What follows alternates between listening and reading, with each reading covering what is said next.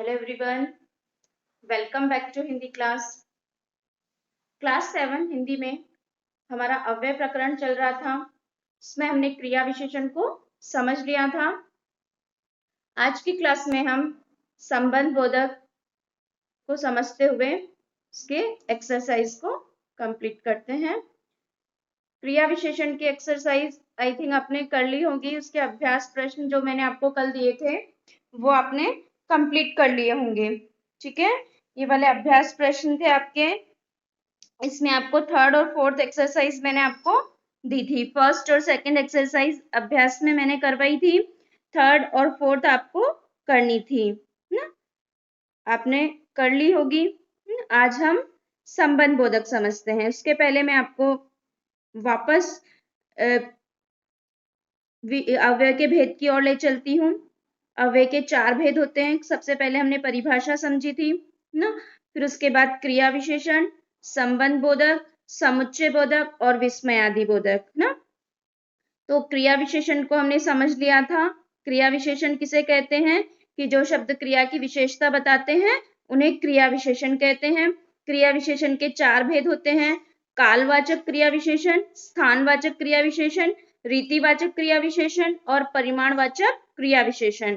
तो ये सब हमने कंप्लीट कर लिए थे ना, समझ लिए थे। इसके साथ ही हमने इनके अभ्यास कार्य भी कर लिए थे। ठीक है, तो आपने सबने अभ्यास प्रश्नों को कंप्लीट कर लिया होगा। आज हम समझते हैं संबंध बोधक, है ना। संबंध बोधक क्रिया विशेषण किसे कहते हैं? यहाँ पर आप कुछ सेंटेंस देख रहे हैं। निम्नलिखित वाक्यों को पढ़िए और वाक्य में आए रेखांकित शब्दों पर ध्यान दीजिए ना। विद्यालय के पीछे फुटबॉल का मैदान है ना। विद्यालय के पीछे क्या है? फुटबॉल का मैदान है। के पीछे सेंटेंस पे, वाक्य पे आपको क्या करना है? ध्यान देना है। विद्यालय के पीछे फुटबॉल का मैदान है। बच्चे मध्यावकाश में, मध्यावकाश मतलब इंटरवल, बच्चे मध्यावकाश के समय खेलते हैं ना। मैदान के बाईं ओर फूलों का बगीचा है ना। उपयुक्त वाक्यों में के पीछे अंडरलाइन हो रहा है ना, के समय, के बाईं ओर, है ना। इन शब्दों के कारण वाक्यों के सभी शब्दों का परस्पर संबंध स्पष्ट हो रहा है ना। वाक्य के शब्दों का आपस में क्या हो रहा है? परस्पर मतलब आपस में संबंध स्पष्ट हो रहा है ना। तो इस प्रकार के शब्द संबंध बोधक अव्यय कहलाते हैं। ठीक है, इस प्रकार के शब्द क्या कहलाते हैं? संबंध बोधक अव्यय कहलाते हैं। जैसे आप अन्य उदाहरण के माध्यम से भी समझ सकते हैं। जैसे बालक चांद की ओर देखकर कमरे के अंदर बैठी सौम्या से कहता है ना, सौम्या कमरे के बाहर आकर देखो, चांद बादलों के बीच आंख मिचोली खेल रहा है। मेरा मन चांद के पास जाने के लिए कहता है। ने अलग वाक्य से समझा रही हूँ। तो इस प्रकार हम कह सकते हैं कि की ओर, के अंदर, के बाहर, बीच, के बीच या के पास, ये शब्द क्या करते हैं? शब्दों के साथ, संज्ञा शब्दों के साथ जुड़कर अन्य शब्दों के साथ क्या करते हैं? उनका संबंध बता रहे हैं ना। संज्ञा शब्दों के साथ जुड़कर अन्य शब्दों के साथ उनका संबंध बता रहे हैं। ऐसे शब्दों को ही संबंध बोधक कहते हैं। ठीक है, तो जिन परिभाषा हुई ना, जिन अव्यय शब्दों के माध्यम से, अव्यय शब्द आप समझ चुके हैं। तो जिन अव्यय शब्दों के माध्यम से संज्ञा तथा सर्वनाम शब्दों का संबंध वाक्य के अन्य शब्दों के साथ जुड़ता है, उन्हें संबंध बोधक अव्यय कहते हैं। ठीक है, जो अव्यय शब्द संज्ञा या सर्वनाम का संबंध वाक्य के अन्य शब्दों से बताते हैं उन्हें संबंध बोधक कहते हैं, संबंध बोधक अव्यय कहते हैं। ठीक है, तो ऐसे कौन कौन से शब्द हैं, है ना, इनके क्या क्या भेद होते हैं वो हम पढ़ते हैं। ठीक है, तो अव्यय भी आप जानते ही हैं। परिभाषा में मैं क्लियर कर दूं, अव्यय आप समझ चुके हैं।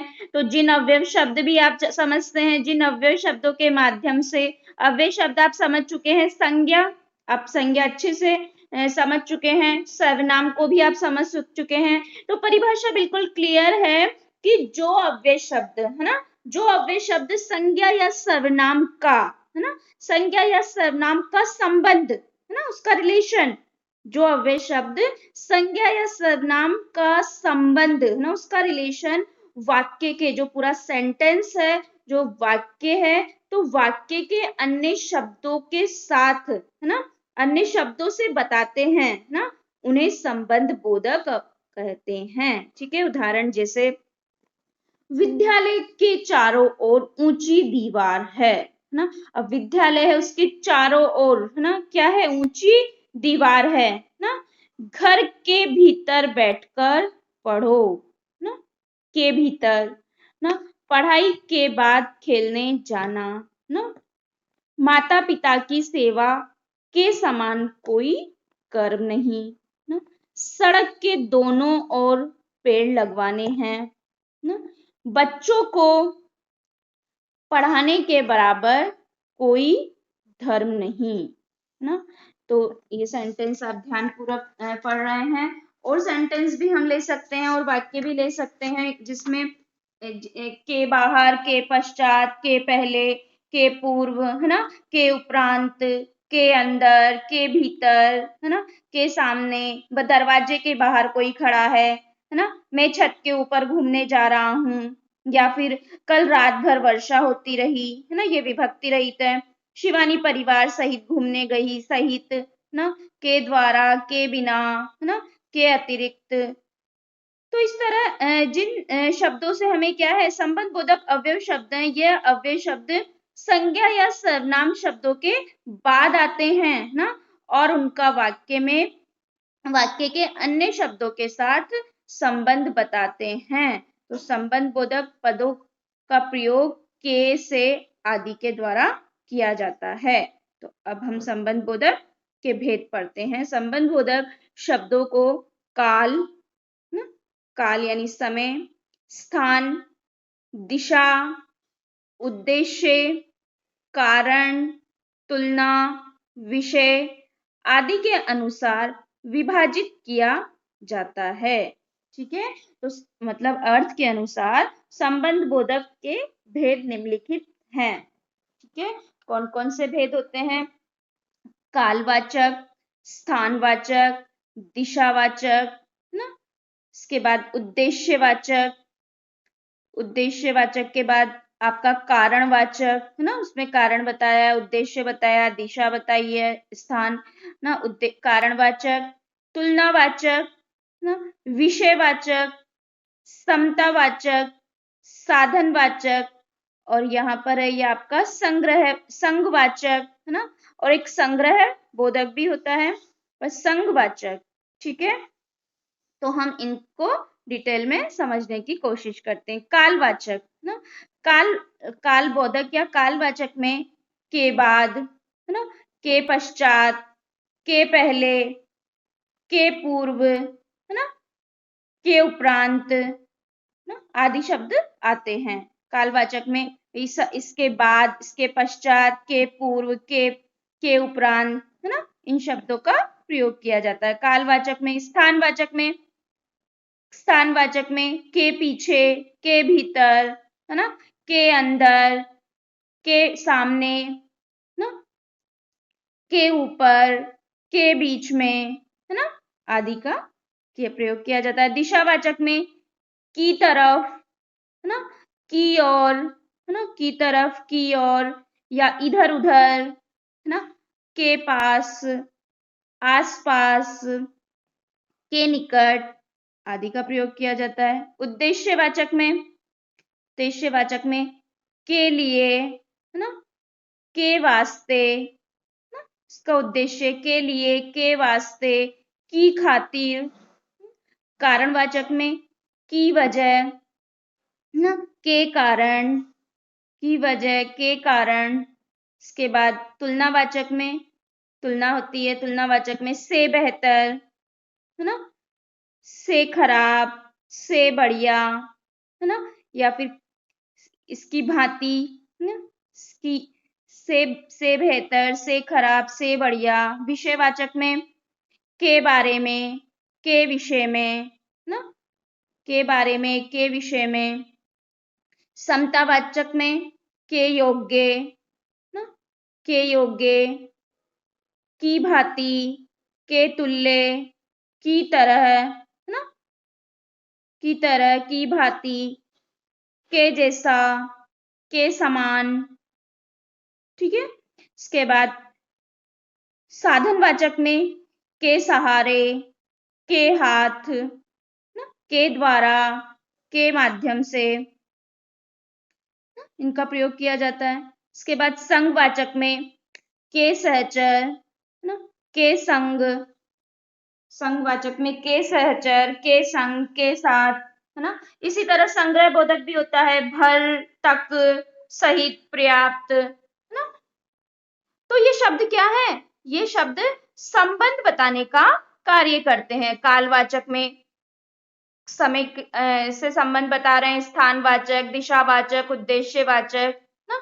तो इसमें किन किन शब्दों का प्रयोग किया जाता है ये मैंने आपको बता दिया है। कालवाचक में के बाद, उसके बाद, के पश्चात, के पहले, से पूर्व, है ना, पूर्व, उसके उपरांत, के उपरांत। तो इससे हमें क्या चल रहा है? समय का बोध चल रहा है। स्थान में उसके पीछे, ना, भीतर, अंदर, ऊपर, के बीच में, ना। दिशा में उसकी इस तरफ, की ओर, है ना, इधर उधर, आसपास, के निकट, है ना। इसके बाद उद्देश्य में के लिए, है ना, क्या उद्देश्य? इसके लिए, के वास्ते, की खातिर, ना। कारणवाचक में की वजह, के कारण, ना, कारण, उसका कारण पता चल रहा है। तुलना में तुलना, विषय में विषय, है ना। समता, पढ़ने से ही, शब्द को पढ़ने से ही हमें इसमें पता चल रहा है। साधनवाचक में, है ना, इसके साधन से, के सहारे, के हाथ, के द्वारा, के माध्यम से, है ना। संघवाचक में संग यानी साथ, के सहचर, के संग, के साथ, ना। तो इस तरह संबंध बोधक संबंध बोधक में संबंध बोधक शब्दों को काल, स्थान, दिशा, उद्देश्य, कारण, तुलना, विषय आदि के अनुसार विभाजित किया गया है। तो इनको पढ़कर समझना बहुत जरूरी है। संबंध बोधक का प्रयोग दो तरह से किया जाता है। एक तो किया जाता है विभक्ति सहित। विभक्ति ने विभक्ति आपने समझी है, कर्ता ने कर्म को करण से। अब आप ये कह रहे हो कि एक तो विभक्ति सहित भी होता है और एक विभक्ति रहित भी होता है। दोनों तरह से इसका प्रयोग किया जाता है। विभक्ति सहित किस प्रकार किया जाता है? जैसे दरवाजे के बाहर कोई खड़ा है ना, इसमें के विभक्ति का प्रयोग किया है। मैं छत के ऊपर घूमने जा रहा हूं, लेकिन इसका प्रयोग विभक्ति रहित भी किया जाता है, विभक्ति के बिना भी किया जाता है। विभक्ति तो आप समझते हैं ना। तो विभक्ति रहित भी किया जाता है। विभक्ति कर्ता ने, प्रथमा विभक्ति, कर्म को, है ना, द्वितीय विभक्ति। तो विभक्ति के दरवाजे के बाहर कोई खड़ा है, तो इसमें क्या है? के विभक्ति का प्रयोग किया। विभक्ति रहित कैसे? कल रात भर वर्षा होती रही, रात भर, ना। तो यह भी क्या है? संबंध, इससे संबंध बताया गया है, कल रात भर वर्षा होती रही। तो इस तरह विभक्ति रहित भी इनका प्रयोग किया जाता है। शिवानी परिवार सहित घूमने गई, सहित संघवाचक, ठीक है।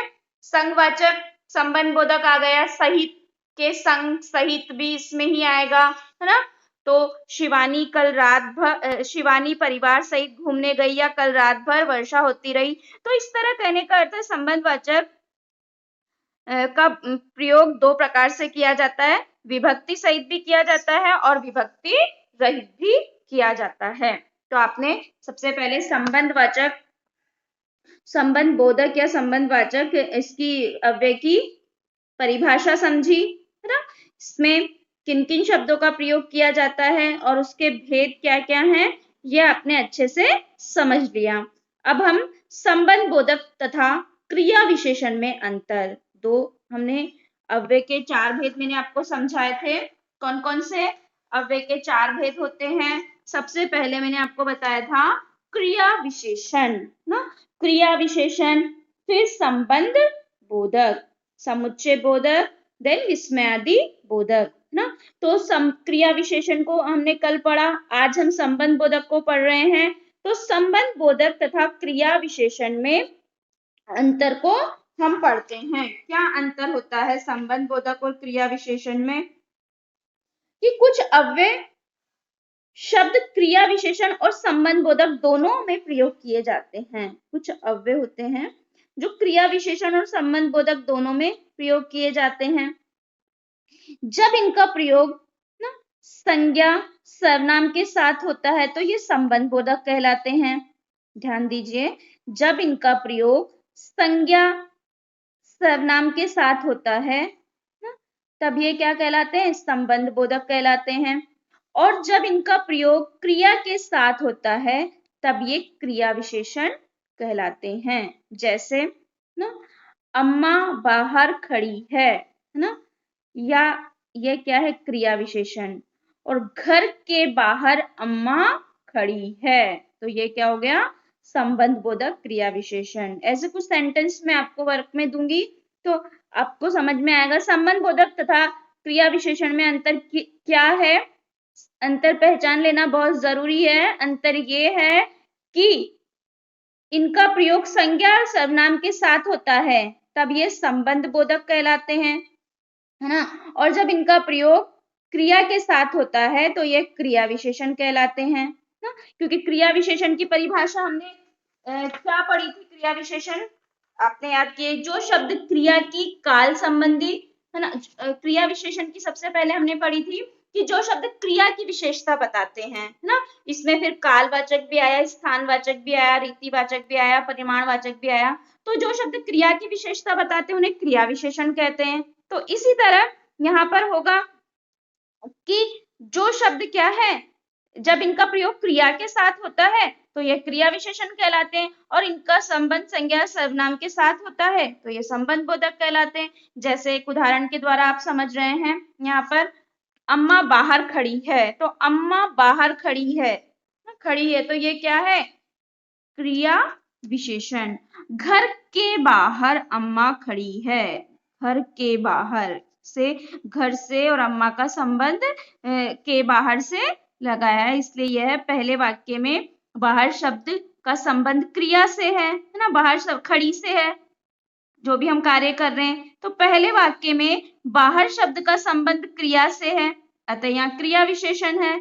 और दूसरे वाक्य में बाहर शब्द घर के साथ संबंध बता रहा है ना, घर के साथ संबंध बता रहा है, अतः के बाहर संबंध बोधक है ना। तो ज्यादातर स्थानों में संबंध बोधक अव्यय के बाद संज्ञा शब्द आते हैं तथा क्रिया विशेषण अव्यय के बाद क्रिया आती है। आपको इतना ही ध्यान रखना है, ठीक है।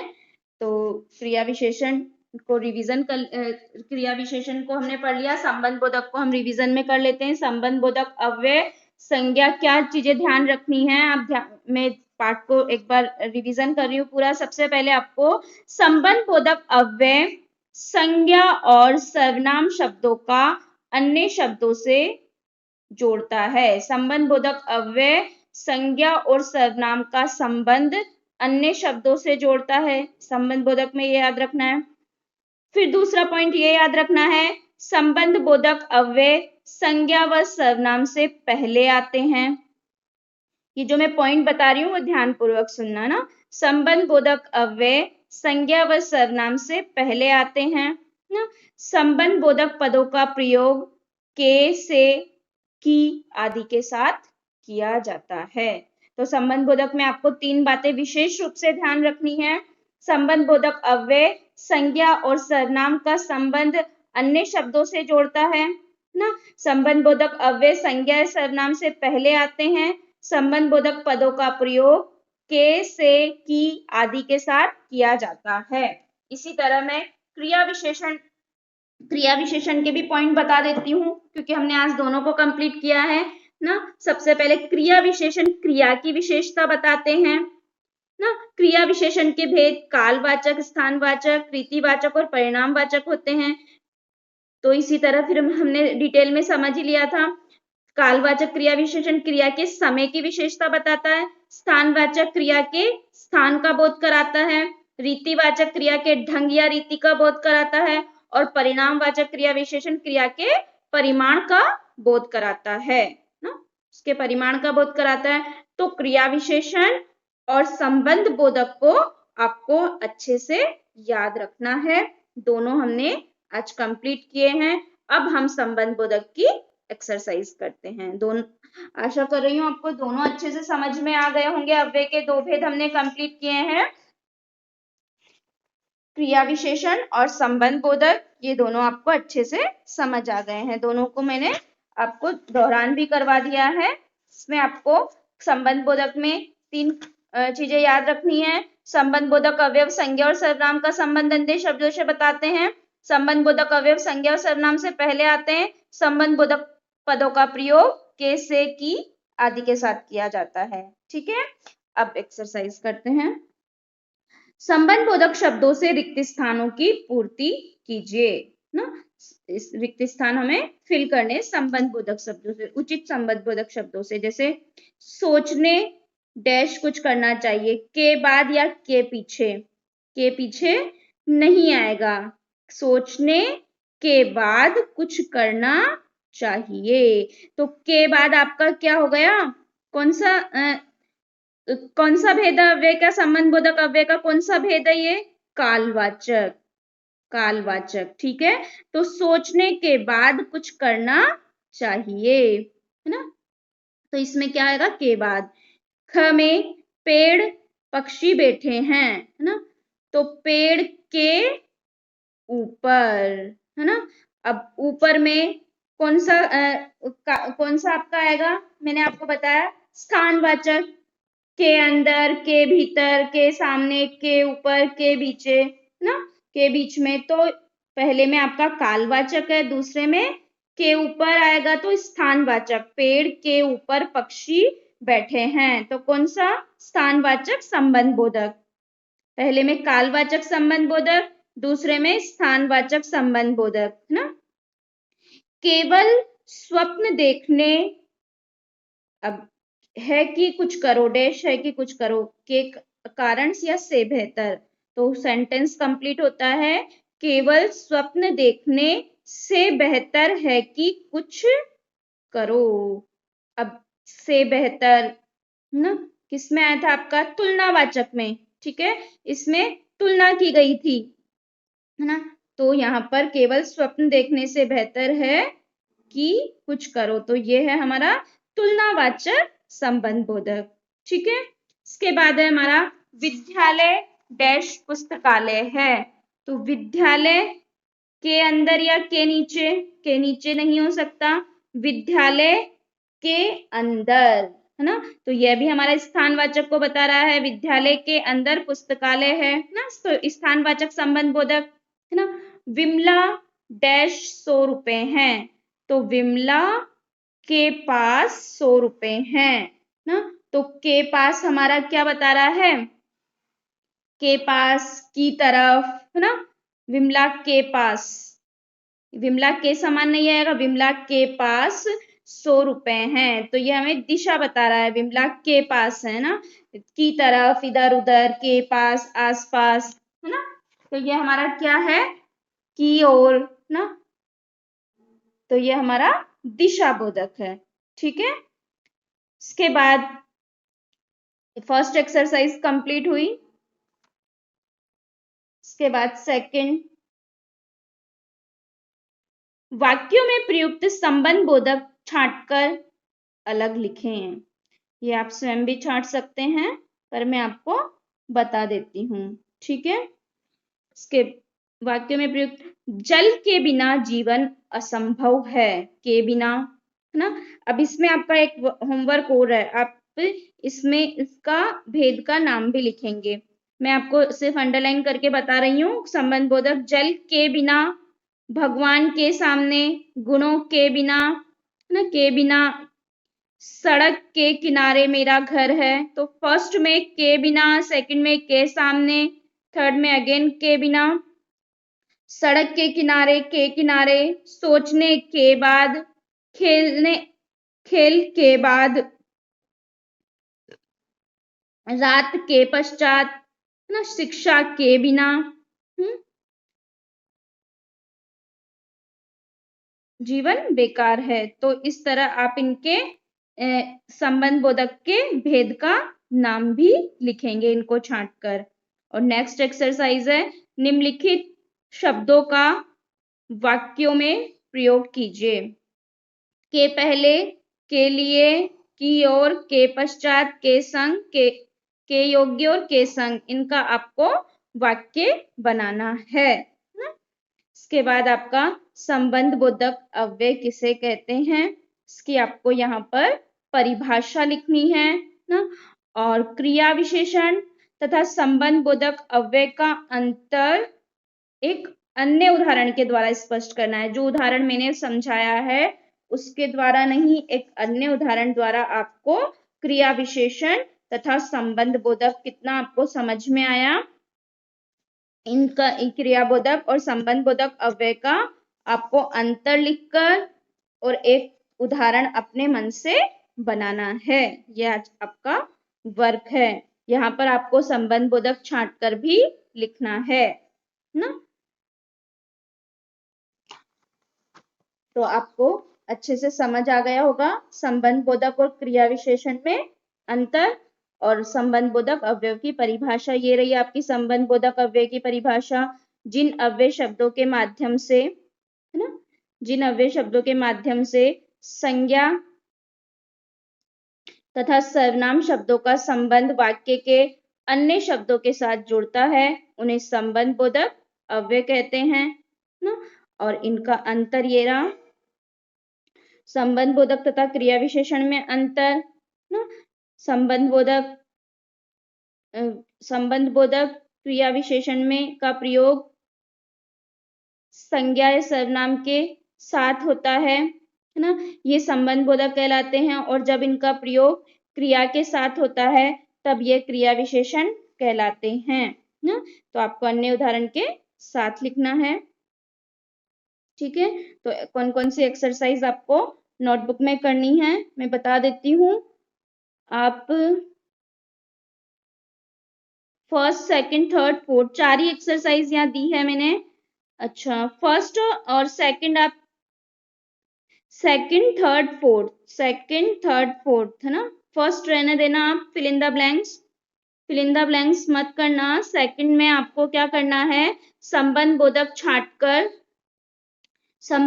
छांटकर और उसके भेद का नाम भी लिखना है। ठीक है, तो आप करेंगे सेकंड वाली, वाक्यों में प्रयुक्त संबंध बोधक छांटकर लिखें। संबंध बोधक छांटकर और उसके भेद का भी नाम लिखना है कि कौन सा है, कालवाचक है, स्थानवाचक है, दिशावाचक है। मैंने आपको बताया ना, कालवाचक में के पश्चात, के बाद, है ना। दिशावाचक में की तरफ, इधर उधर, के पास, आस पास।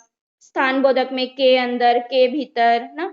इसी तरह आपको इनका क्या लिखना है, संबंध बोधक का भेद भी लिखना है। और इनका वाक्यों में प्रयोग आप कर ही सकते हैं। और प्रश्नों के उत्तर मैंने अभी आपको बता ही दिए हैं। तो ठीक है स्टूडेंट्स, आपको दोनों भेद अच्छे से समझ में आ गए होंगे, क्रिया विशेषण और संबंध बोधक। नेक्स्ट क्लास में हम समुच्चय बोधक और विस्मयादि बोधक को समझेंगे।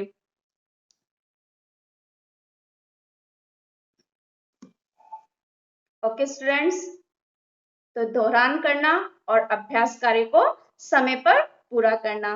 Bye students.